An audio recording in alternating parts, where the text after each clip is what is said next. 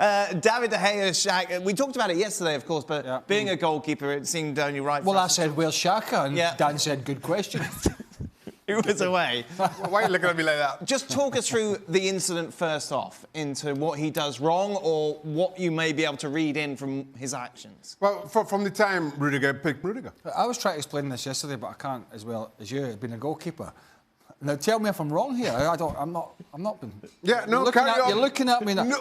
Right, the height of the ball, I couldn't understand why he didn't let it come in with his hands this way rather than...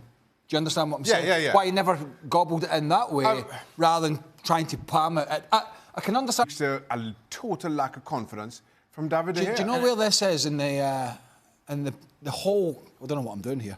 In the whole scheme of the problems. I know it's a story because, you know, David De Gea is a fantastic goalkeeper and still is. And everybody has bad times, particularly goalkeepers when it's highlighted. But in the whole scheme of things, with the problems Man United have, it's minute, in my opinion. OK, we'll move on to that a little later on, but just to focus a little bit more on David De Gea. Oh, I can't offer any more on the goalkeeper. Well, you don't have to talk, maybe. Just listen for a while. Do what I'm told. What happens, like, psychologically as a goalkeeper when these errors keep happening? Like, how can you get over it? For so long, now, because you're disconnected from the club, you don't have the kind of emotional response. The only thing you can do from here on in is speak with the Manchester United goalkeeping coach and somehow try to work this out between the two of them. But in all honesty, he needs a break. It's probably going to come in the form of this summer, whether he's with Manchester United come August, we'll see. And the good thing out of this is that United have 2 winnable games, whether David De Gea is on form or not. Gab, obviously, leading up to all of this, was talk that David De Gea wanted a contract that matched or bettered that of Alexis Sanchez, saying that, look, I've been Player of the Year for the last 4 years at the club, and using him as the standard. How much, then, does what's happened over the last few weeks affect that? You know what? It's easy to talk about how these things are connected and to think, oh, David De Gea is worried about his contract, so he's unsettled, so he makes mistakes. I'm not so sure it works that way because, you know, the reality is David De Gea may or may not get Alexis Sanchez type money, but he's got another year left on his deal. If he ends up not extending, you know, he can move to another club that'll give him close to Alexis Sanchez type money, or he can walk as a free agent and probably get even more money in a year's time. So I don't think these two things are related. I think the reality is, you know, this is a goalkeeper who, for the past 18 months with Spain and with Manchester United, has made errors. And the fact that for so long, you know, the knee-jerk reaction was like, oh, David De Gea, the world's undisputed #1, I think has kind of, you know, papered over that. Fact of the matter is, he's a very, very good goalkeeper, one of the best in the world, who's having an absolute rotten time. And I actually think that's pretty unrelated to his contract.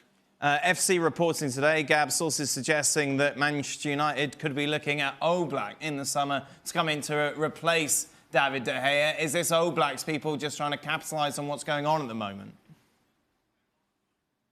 No, look, I think Manchester United have to have a plan B. I think it's pretty evident that they don't feel that Romero can be your week in, week out goalkeeper. And obviously, you know, if you make a list of who are considered the world's best goalkeepers, Oblak is the one guy who isn't at a very, very top team where you'd have to pay through the nose or they wouldn't want to come. You know, you can throw money at Oblak, you can throw money at Atleti, and, you know, there's a good chance you'll get the deal done. So there's no question that they're looking at it. But I think equally, I don't see how you can sign Oblak without finding a home for De Gea. And those two things go hand in hand. And that's the thing, isn't it, Gab? Because, obviously, David De Gea, you kind of look at where he could go. Real Madrid, obviously, a few years ago, he was going to go there. But for the fax machine, they've got Courtois, they've got Navas as well. Barcelona are fine. PSG, you've suggested, would be the only real destination of a massive club that could pay the sort of wages that the De Gea would be expecting. Yeah, the problem with PSG is this. We keep talking about PSG as the massive club that can pay high wages. The problem is we've seen PSG this season already hit by financial fair play concerns. Sorry, Craig. But that is the reason why, they basically have so few senior pros on their books and why there were all those guys that nobody had ever heard of playing in the French Cup final. On top of that, they have Buffon locked in for another year. Wow. And obviously it's not like you can go and sell Buffon. It's a lot of money committed there. They also have a long-term deal committed to Alfonso Areola. And frankly, I don't think goalkeeper is necessarily a priority for PSG because they're big on Areola, as I said. So, and they've got plenty of issues elsewhere. So you get beyond that, and yes, people have suggested fanciful, well, what if they swap De Gea for Courtois? These things keep going. I wonder if maybe if you're Courtois, if you're De Gea rather, you don't think, you know what? How about I stay put and kind of take a chance on my contract? Worst comes to worst, I walk on a free in a year's time. I'm still a young man, and I go and sign somewhere big as a free agent. Should we double down on goalkeepers? Why not? Your top 5 keeper, Shank, doesn't even have a David De Gea in. No, it's not. And I have to say, given the form we've seen from De Gea over the last 6 months, that shouldn't come as much as a surprise. 4 out of those are regulars in my top 5. Ter Stegen has been my number 1 for quite some time. I don't think there's a lot between Alisson or Black or Ederson, but that's just the way I see they shake out in terms of 2 to 4. And then Handanovic has snuck in, partly because of De Gea's poor performances, but I think he's been far more consistent over the last 12 or 18 months. Always been an incredibly talented goalkeeper, but I think really starting to show his real worth for Inter over the last 18 months. No Neuer? No, I think Neuer has dropped off for quite some time. I don't think he is the goalkeeper that he once was. What do you do if you're United, Craig Burley? You mentioned before it's a very small part of their problem. You want to talk to me now? Well, we're moving on now. We're moving on to the goalkeeping segment. I'm afraid it's you plus Shaka and Gab tonight.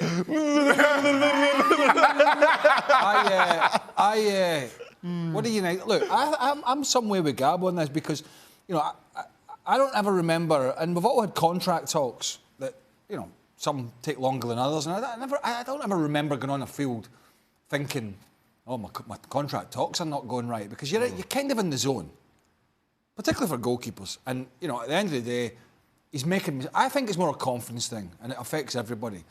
In terms of, what was your question, what are United going to do? What would you do if you were United regarding De Gea?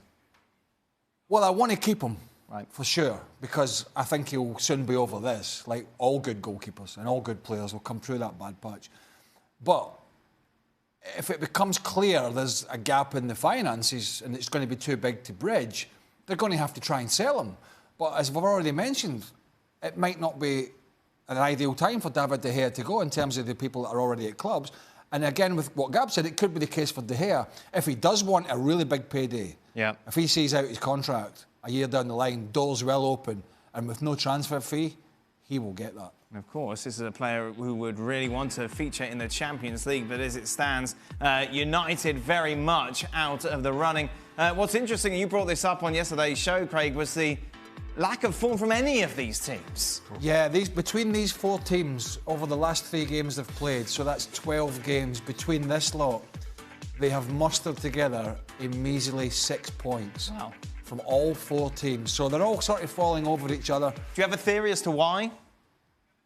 Well, I think from United's point of view, they just haven't been playing well. I think from Chelsea's point of view,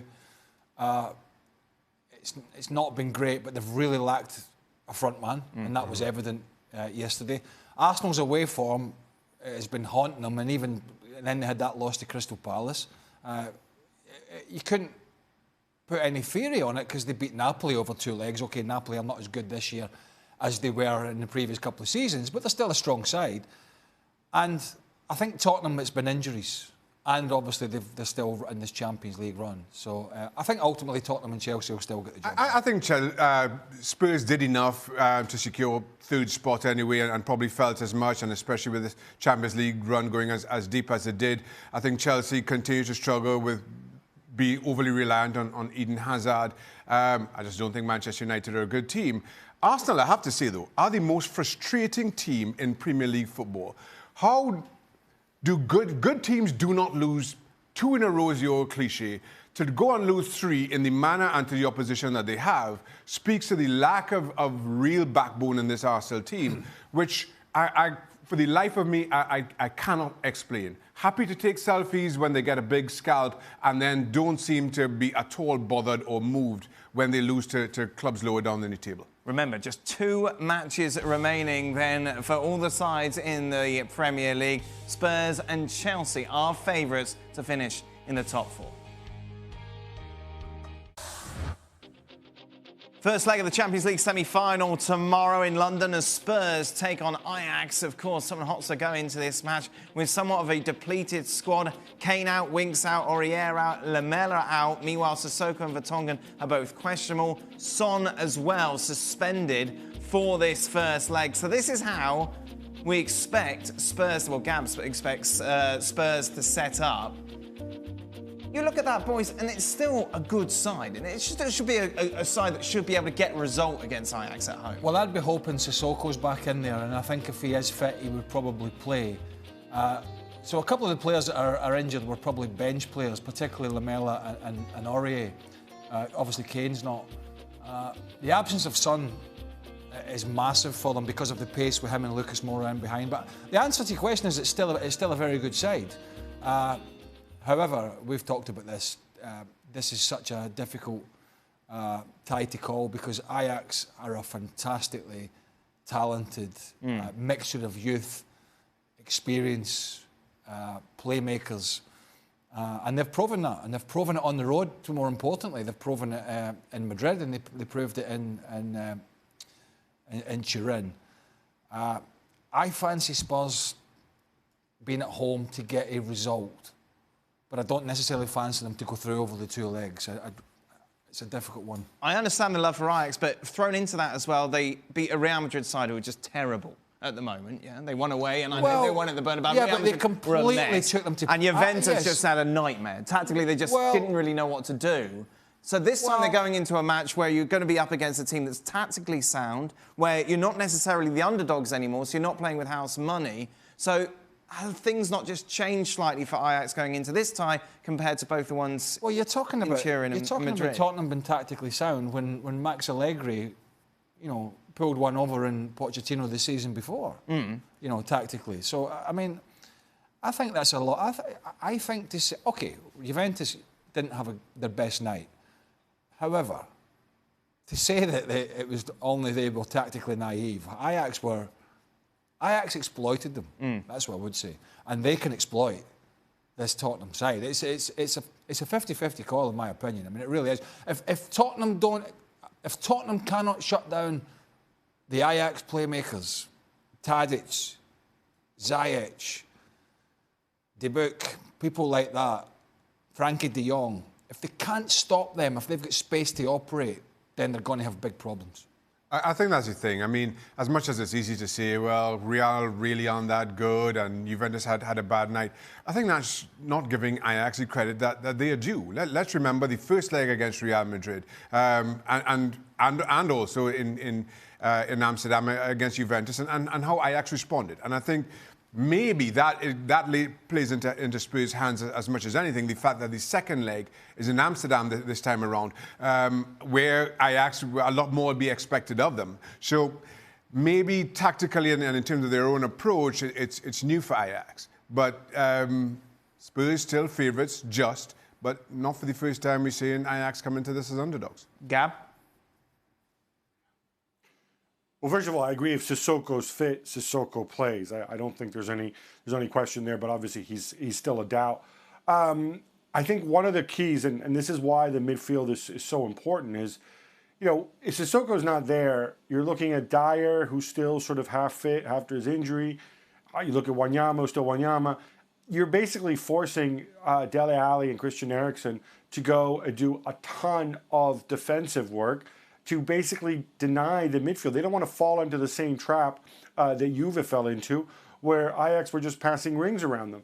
But if Dele Alli and Christian Eriksen, who are already tired after a long season, especially Eriksen, if they have to go and do the grunt work in midfield, then who's going to go and help out Lucas Moura on his own at the other end of the pitch? Pochettino spoke about this today. He insists that his team aren't tired. He says that, no, if we were tired, we wouldn't have run 2.5 miles more than West Ham did at the weekend. I don't know. I think if you looked pretty closely, you kind of saw his nose getting longer when he said that. I think Spurs are worn down, and I think this is really going to be a battle of nerves and midfields. It's interesting you mentioned worn down. Let's not forget Ajax have had the week off to prepare for this away from the Eredivisie. And it's interesting the Premier League that's never shy in blowing its own trumpet when it comes to being the best league in the world. But sometimes that falls on somewhat deaf ears when you take a look at their run in Europe. Is there not an argument to say that they could or should help out their teams more in preparations for these big European nights as other leagues do? TV companies. Everyone's got TV companies, haven't they? Everyone's got TV contracts. It doesn't matter if all 4 English teams crash out in the group stage, they will still be able to command a lot of money. It does not to the Premier League as a business. It does not. Quickly, Cam. Dan, there's 20 teams, 20 clubs in the Premier League. They all have an equal vote. There's only 6 of them that ever actually do anything meaningful in Europe. Those are the only ones who would care about it. The other 14 want to maximize the TV revenue so they can get their share.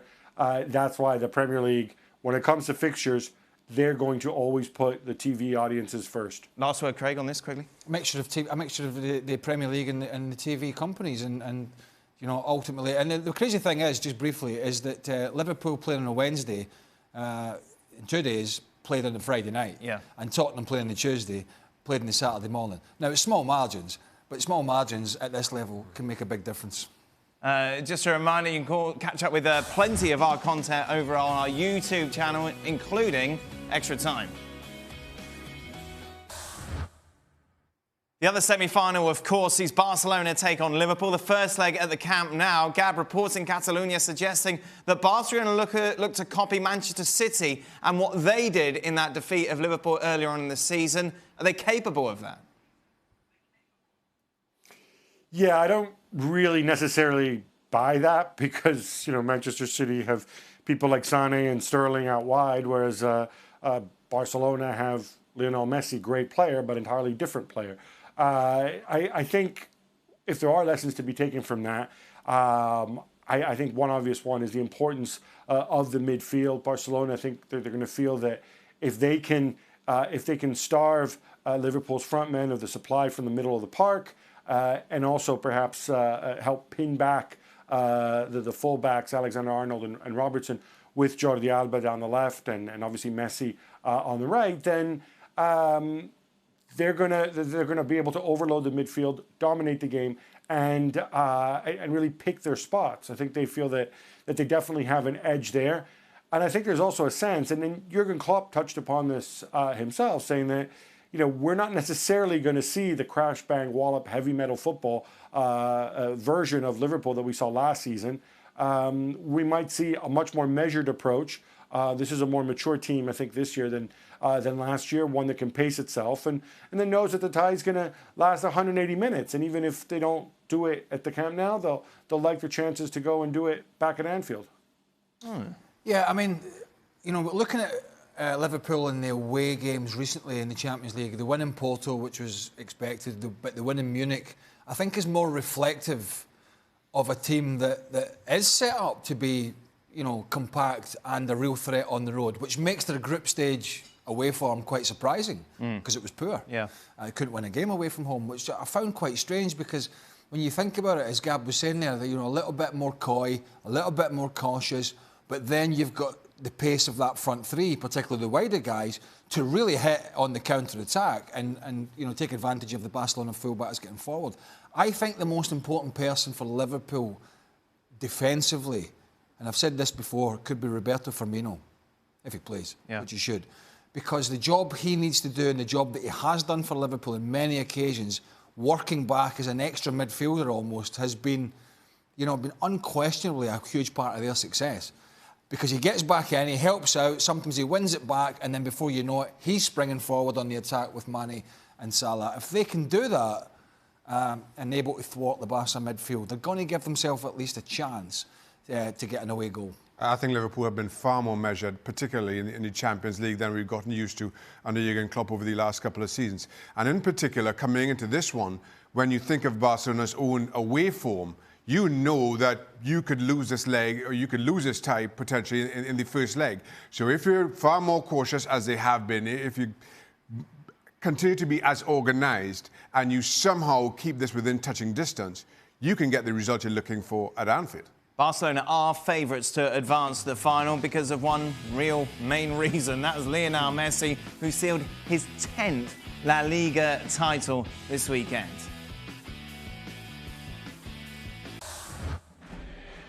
Live soccer for you this weekend. Lazio against Atalanta. That game live on ESPN News at 8:55 Eastern. And what a massive game it will be regarding that top four race, especially what happened today. Atalanta taking on Udine. Atalanta, that 2-0 win lifts them up to fourth. 1 point clear of Roma. 4 matches to go in Italy, Gab. This is somewhat of a fairy tale story, isn't it?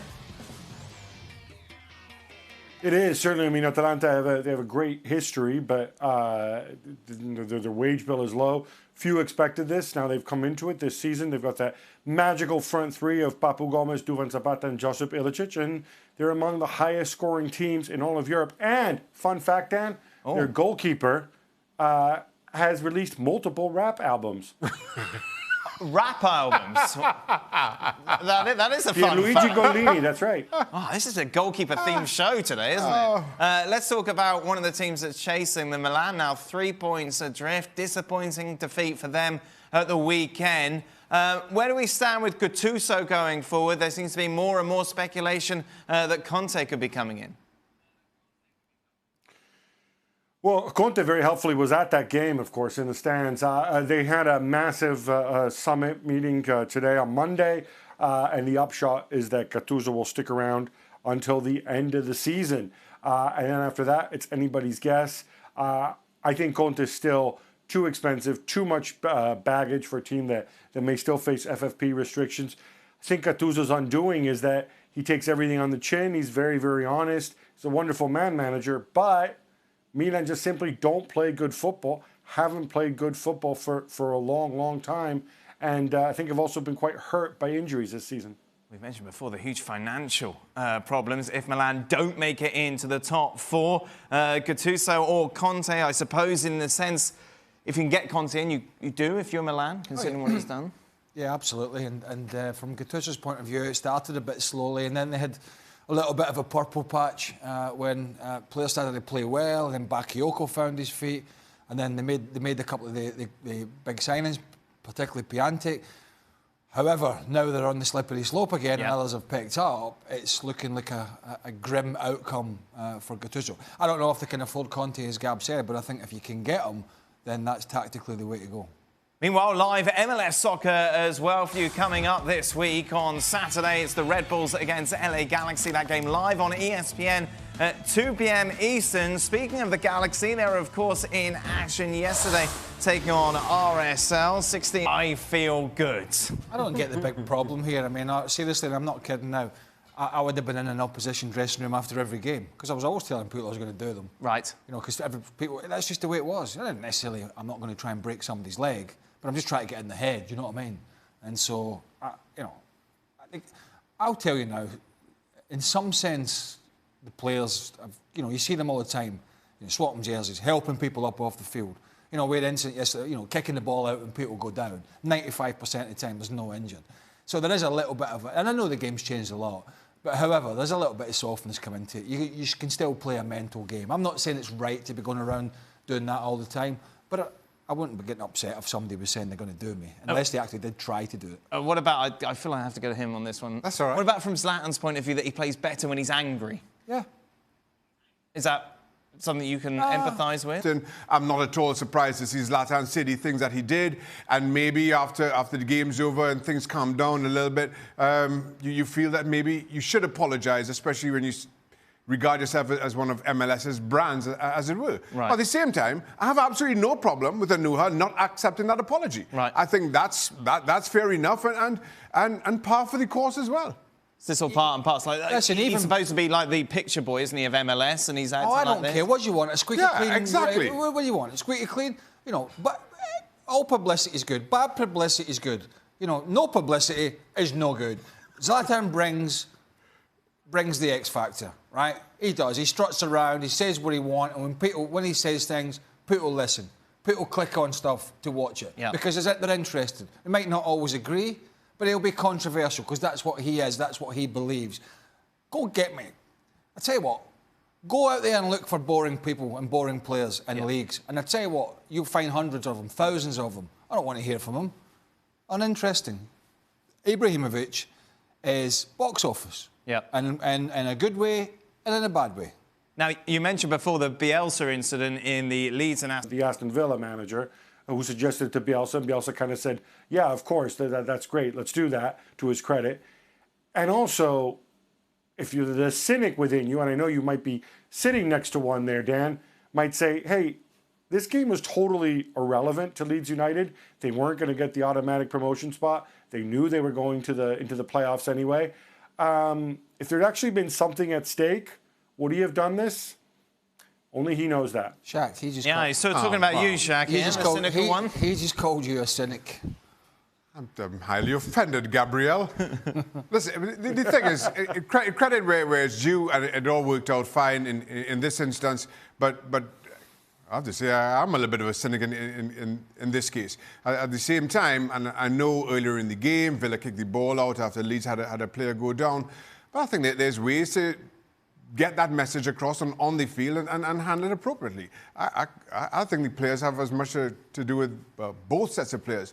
Have as much blame to share as anything here. The irony here is that these two could potentially face off in the playoffs. In the playoff, in the playoff final, if they get there, because Leeds are going to be playing.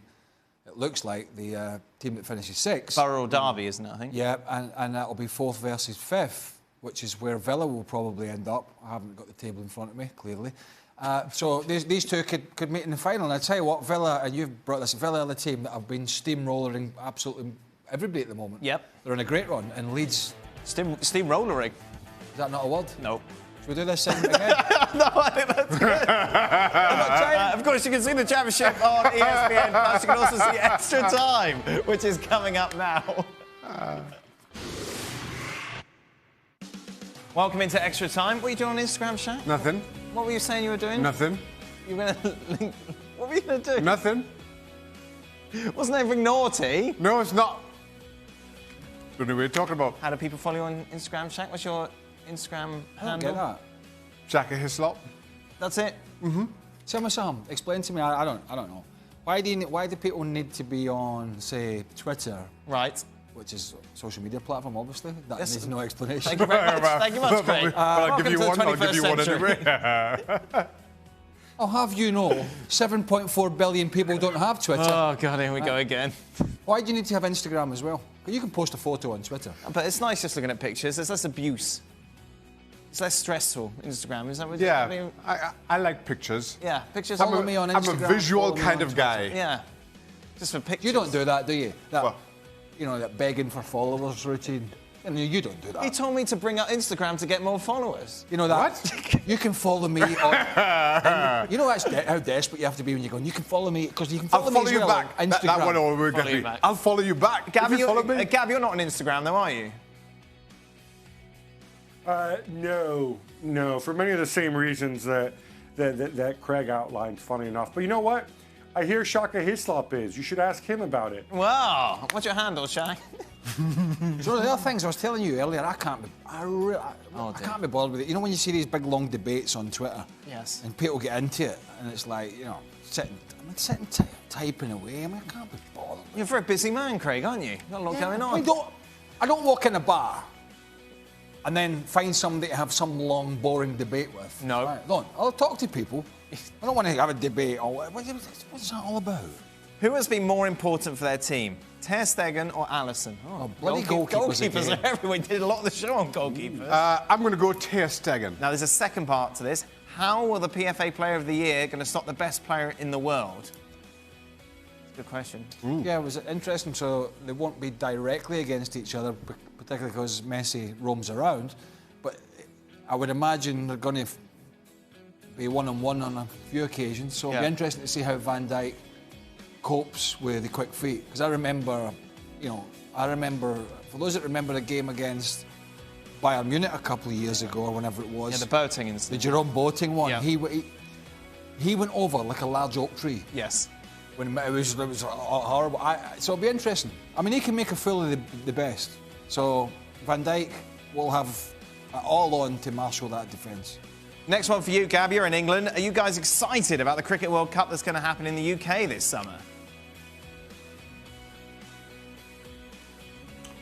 Didn't realize there was a Cricket World Cup. Is it 1 day? Is it? Yeah, it's 1 day. Is it 2020? No, yeah. I know my 50 cricket overs. code. 50 overs. 1 day. Well, that would be if I was living in the UK. Yeah, definitely. I'm going to be there. I'm going to Do they I'm going to try and go Trent- to one of the early. Do they play it all around the country? Yes. So I'm presuming there's some at Trent Bridge, I know, because obviously. Yes. Yep. Yes. Go on, Gab. It doesn't clash with the Gold Cup or the Copa America, does it? Or the ICC? Yes, I believe it does, Gab. Yes. Why are you asking Darn. Italian about cricket? Well, because he's in England, so I was Right. going. Yeah, but he's an Italian in England. No, but Julian loves cricket, and he's French. He's weird. He's a I weird. know, so it's 1 day. Yes, 1 day. But what I don't get Yeah. with the test matches, how can you play for 5 days and it's a draw? Test matches are brilliant, Craig.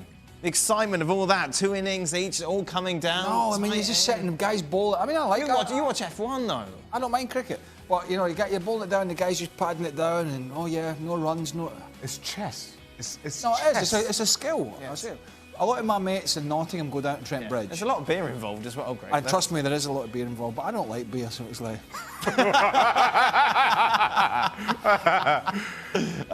Shaka, Yeah? West Indies got a chance, haven't they? We always do.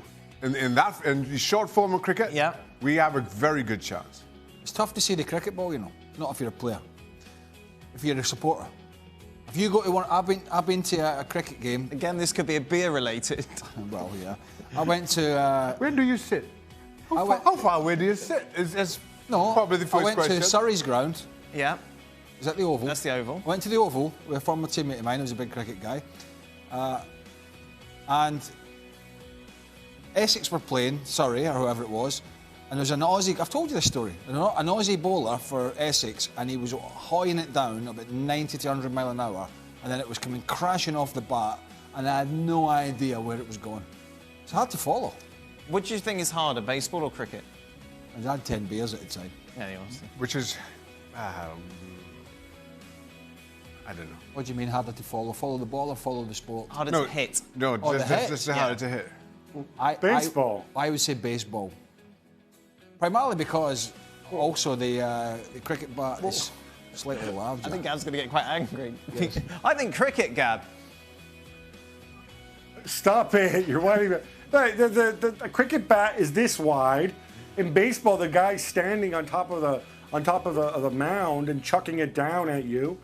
And in cricket, the ball bounces. So, I mean, I know obviously it's difficult to do both, but the other thing in cricket is you can also do the old sort of Jeff Boycott routine of just kind of standing there with your bat in front of you and just letting the ball hit the bat and just standing there and doing the whole night watchman thing and whatever. So, yeah, no, it's baseball. Well, you English. But You English. Wait, let Shaka talk. No, well, I mean, That's twice you've said that to me. to just hit the ball, baseball. But in cricket, in baseball, if you hit the ball 1 every 3 times, you've done well. You make a whole lot of money. If you're a millionaire, many times if you can hit 1 out of 3. In cricket, it's a lot more complex than that. Do you know about how desperate they are? Him. The English will even let the Welsh play for them to win at cricket.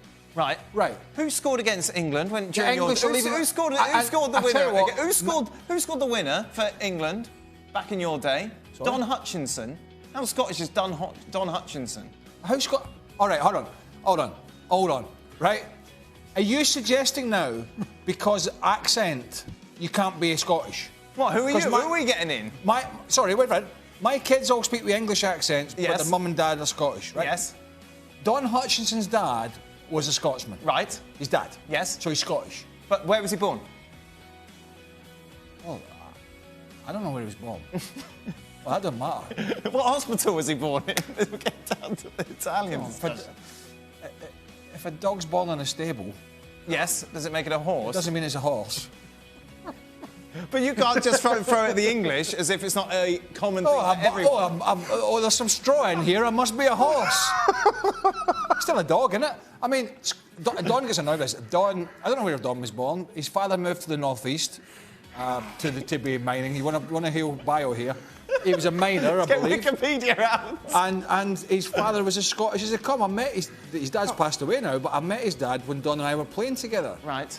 To suggest that an accent means which country. But he was born in England. Matter. But you're just saying we're stealing Welshmen. In the stable? Yes, actual Welshman. But he's actually English. He's not. Is he not born in England? I'm out on a limb here. I've decided that he has been. Well, it doesn't matter if he was born in England. My kids were too. My kids were born in England, but Right. their mum and dad is Scottish. Right. So the kids are Scottish. So maybe the Welshman who plays for the English team. No, he's Welsh. Yaki's I know that. He's as Welsh as it comes, is it? He is it. He's as Welsh as it come. And Mike Denness, a Scotsman, Mike Denness, captained England at cricket. You'll do anything to try and win. Try to say, I'll get Don Hutchinson in. We'll get him on this show. I'll get him on this show now and say, that little muppet over there says you're not Scottish. Oh, dear. And then he'll roast I you. have no idea even where if he was born in England. No, I went on a limb on that. But that's just the thing. It doesn't matter where he's born. Right. No, I understand that. So but what it are you doesn't matter asking? where the Welshman's born if he wants to play for England. What's wrong with that? Hold on. What do you mean doesn't matter where the... There's no Welsh cricket team, so then he plays for England. What's wrong with that? Because he's Welsh. But there's no Welsh team. Hold on. Oh, which country hasn't got a cricket team? Do you want to come and play for England? Anyway, I'll get him in. See, another argument you lost. It's getting boring now. It's England cricket team. I know it's the England and Wales cricket board. You can't make your mind up. Seriously. Desperation. Shaka. I'm getting Hutch is getting in here, by the way. Shaka, have you ever made 3 goalkeepers blunders in 4 consecutive games in your career, just like David De Carrius? No, it was the other way around. It's 4 and 3. Probably. It's, not as high profile as David here because I didn't play for clubs of the profile that David De Gea plays for. But, you take these knocks on the chin and you figure your way out. That's all. I wouldn't be very good at not taking him on the chin. You wouldn't be a goalkeeper. No, but imagine making that error and then you make another one and then you get up in the morning, you've got to try and do it again. That's called professional footballers. Oh, I could You're not weak. do that. Definitely weak. No, I think it's definitely a mentality thing. And you got to go back in with your mates. Well, it's not always mates. Your teammates. Say sorry. And Sorry your about coaches. You got to just man up, and then you got to deal with the 60, 70,000 at the next game because you know it's coming again. Yeah. In fact, it's coming double because if I know I'm playing against Xhaka and he's having a bad time, trust me, in the dressing room, lads, shoot on sight. Which is what Chelsea did. He's having a nightmare. Shoot on sight. Everybody has to deal with it, regardless of what position you're playing. For the strikers, the old cliche is, he only needs one and he'll be fine. Goalkeepers, it's just different. You don't make one save and all of a sudden work yourself out of that funk. It's a longer process. And by the way, it's part of it. And by the way, it's in the tunnel. Yep. Oh, yeah. As soon as you come out for the game, it's right, lads. And right when you know he can hear it, you're like, right, lads, the keeper is having a nightmare. Shoot on sight. Right, just wind. You think players do that now? I don't get the feeling that players are like that a now. lot friendlier in the tunnel. Yeah, they'll be coming across saying, I hope you come out of your slump. But as Craig says, back in our day, you'd get it. You would get it. I just don't get that. How the hell is he still playing this? How the hell is he the Spanish number? What? He's murdered. He's back in, fellas. Oh. Yeah. Seriously? Yeah. I'd be in tears. I'd be Here, shut my leg in the car door. Make my ankle swollen. I can't play. Would Sir Alex be able to get this Man United squad in the top 4, no problem? Gab hasn't spoken for a while. Gab? In all honesty, I think if he was there from the start of the season, yes, I think this team would finish top 4. If he took over in the start. Let's not forget, for all this thing, United are terrible. Look at all their bad players. Ha ha ha. You know what? United finished 2nd last season. Yeah? We've all, under Jose Mourinho. A lot of people seem to have sort of forgotten that. And since everybody's decided that Mourinho's terrible, then maybe it must be because they had some pretty good players back then. So, simple equation, if they had the players to finish second last season, and Sir Alex was a better manager than Jose Mourinho, I hope Jose doesn't get offended, then yeah, at the very least you expect them to finish top 4. Yeah. Yeah. Yeah? No question. Not title. I win. It's not competition, Gab. You win, Gab. You win. You won a prize. This is for all the lads. Who was the funniest teammate you ever played with? Oh, goodness. That's a good question. Oh, I have an easy one for me. Early on, John Spencer. Right. John was, he had that Glaswegian sense of humour from the rough streets of Glasgow, and if he found a weak point in anybody, he just ripped you to shreds. I saw him rip managers to shreds. I saw him rip Hullet and Hoddle to shreds, physios. He was a funny guy. I mean, real funny. Faustino Asprilla. Couldn't speak a word of English. It was the funniest thing ever. Well, this is the man who dressed as a dinosaur riding a horse playing soccer. Exactly. Yeah. Exactly. Yeah, just imagine that. We saw him in the prime of his career. Was it Cardiff we saw him? A couple of years ago. saw him in Yes. Cardiff, yeah. He's looking a bit different. Yeah, he said that Shaq was not a good goalkeeper, I believe. Well, yeah. That is it. We're done. Tomorrow, Don Hutchison will be here to shout at me. Well, I tell you what, I'm going to clip this extra time up. That's a lot of effort, Craig. I don't think you will. What I'm going to do, I'm going to go on our YouTube page and I'm going to share it. Oh, yes? And I'm going to send it to Don and Yep. say, look what this little man is saying about you. I didn't say anything. Don is going to shout at you in the tunnel. Oh, no, I'm going to break again. I'm in tears before the show. The tunnel lead up to the show. That's it. We're done. Okay. ESPN FC returns tomorrow. Obviously, Ajax Spurs, and we're looking ahead more to Liverpool Barca.